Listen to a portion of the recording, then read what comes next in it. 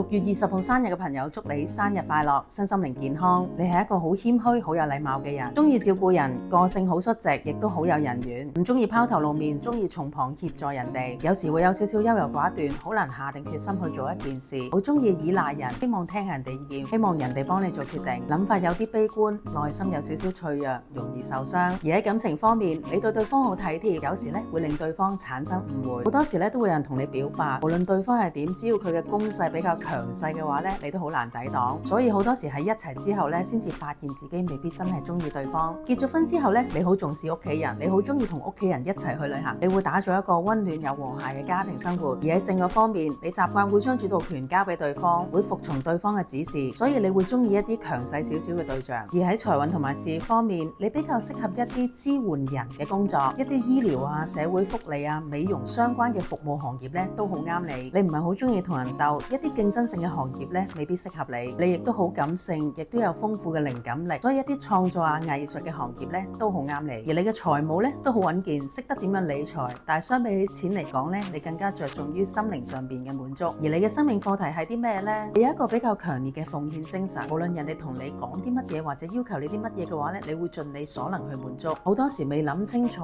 就一口咁樣答應，到頭來有時都會自己唔知道自己做緊啲乜嘢。有好多嘢其實係咪真係自己想做呢？